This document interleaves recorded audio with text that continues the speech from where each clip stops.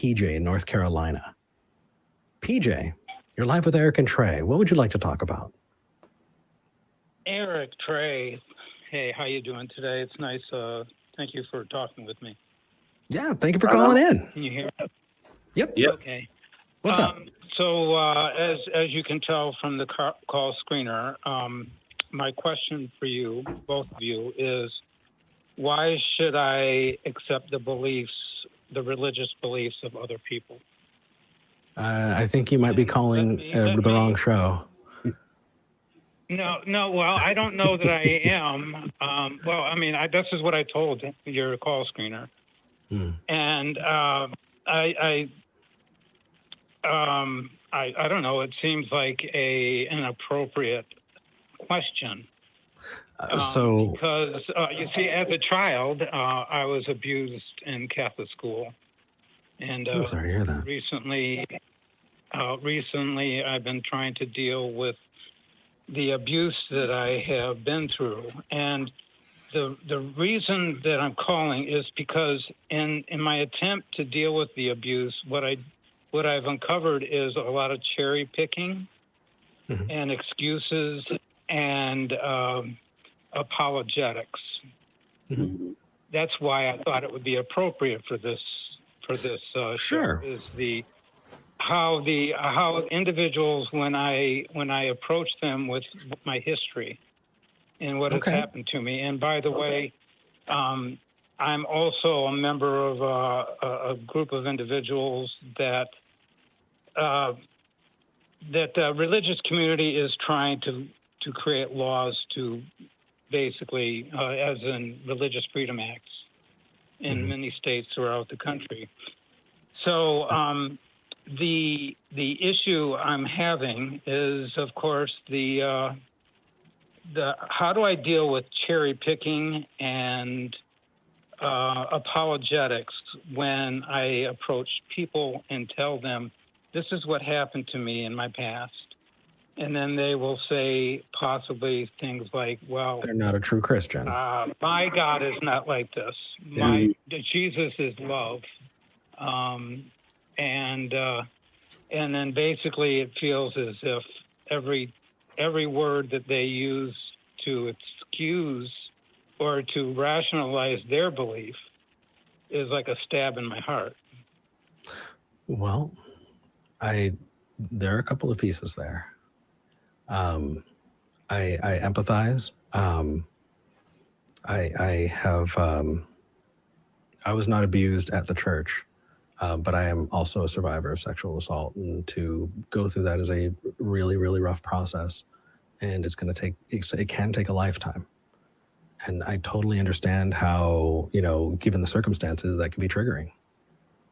That said, though, I think we gotta be a little more charitable in some cases, because I think that there are a lot of people who are just genuinely good people who believe. And they don't believe for bad reasons. A lot of people cherry pick, and I totally get that. We were actually talking about that earlier in the episode, right, Trae? Yep. Yeah. There are plenty of people who can behave in good ways. We should not be branding everyone with the same iron, Right. I'm sorry. I'm not actually. I know that there are some very good, charitable, kind people that are believers. But when in a recent experience of mine and a group of people, when I expressed my issues with running up against the apologetics and the cherry picking, when I'm trying to deal with what has happened to me. Well, so question. They might say something like, "My Jesus has been my Jesus." I got you. Is PJ. a loving Jesus. Understood. PJ, why is your recovery dependent on other people? Right. Well, because I don't live in isolation. And that in my attempts to be genuine in my life, I've, living in North Carolina and House Bill 2. So and listening to politicians that give quotes out of the Bible for why understood. they rationalize their beliefs. But are your neighbors those politicians? Well, I work with one such person who has claimed that they have to deal. That's and they'll say, PJ. well, my religious freedom. Yes. PJ. Oh, Trae, go ahead.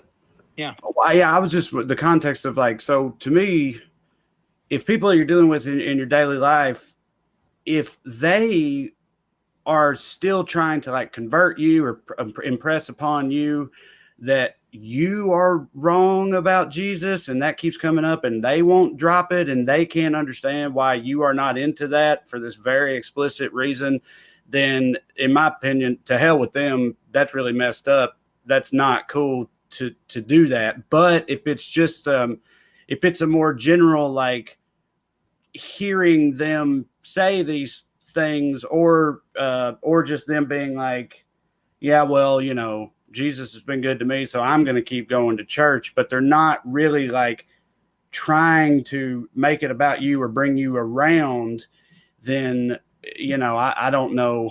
You're never going to get satisfaction from expecting them to just all stop believing themselves. But if they're bringing it to you and won't respect you, you know, rebutting them and having this very personal reason for doing so, then yeah, that's not cool. But if the trauma is such that even hearing politicians in North Carolina invoke Jesus and the Bible and everything is like just personally, you know, affecting you on a day-to-day basis, then yeah, man, I think you're gonna have to like, I don't know, find some. I mean, I'm not a counselor or anything, but that problem's not going to go away. As much as I hate to say it, those politicians are going to keep quoting the Bible. You're like, I don't know. I don't really know. I think it depends on the context of how this dynamic is all sort of playing out. Really. PJ, could you clarify? Are these people coming to you and saying you're wrong and you need to, or are you coming to them and wanting to have this conversation with them?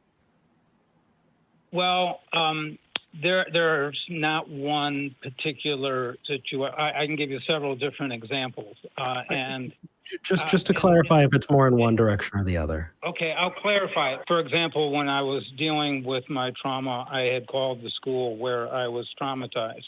Mm-hmm. And I talked to the deacon.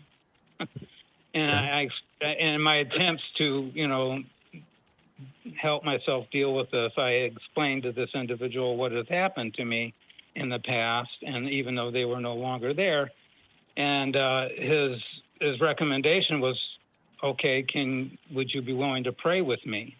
Yeah, that felt PJ so abusive. I agree. Yeah. Right. You need to go to a therapist.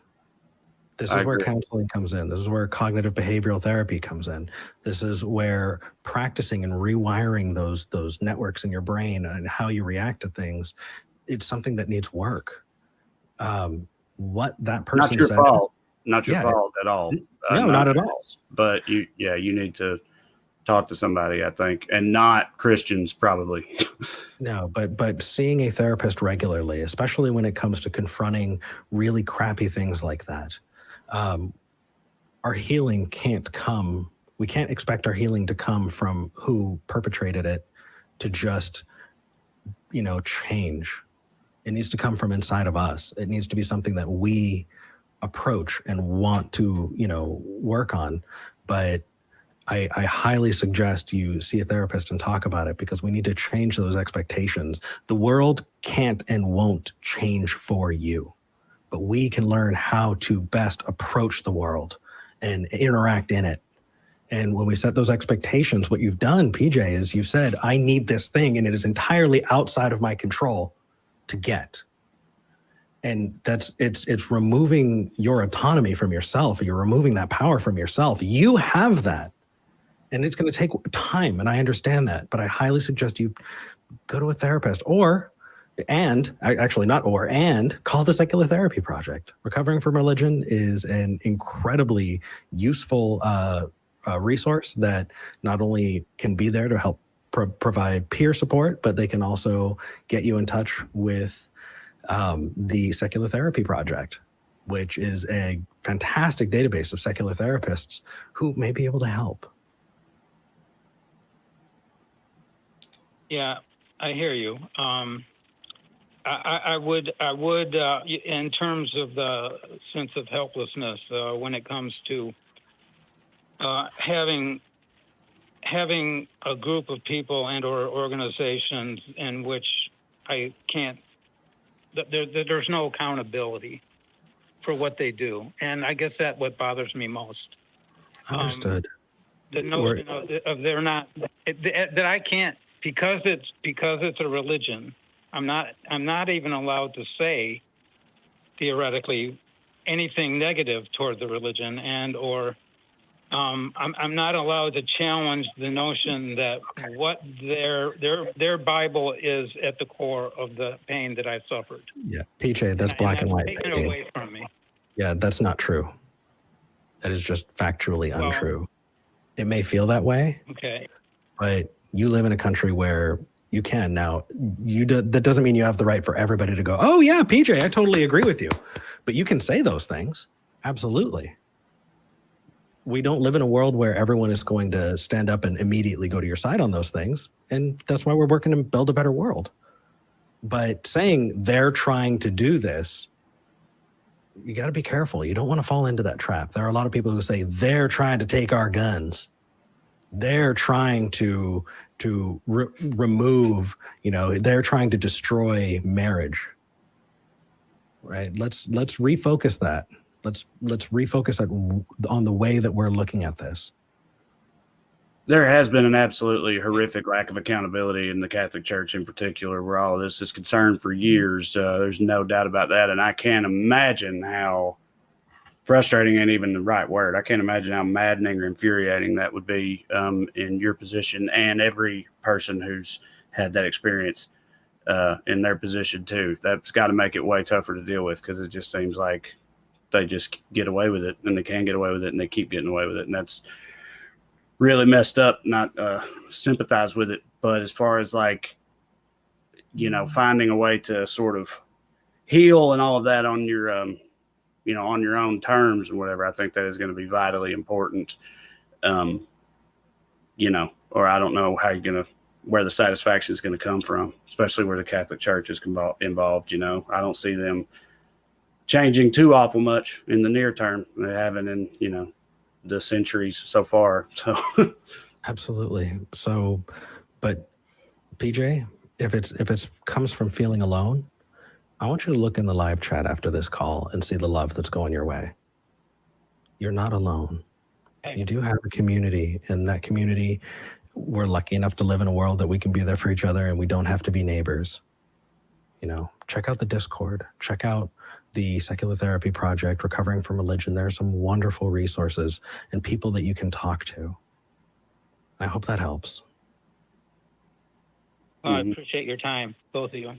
Absolutely. You take care. Yeah, thank you. Bye.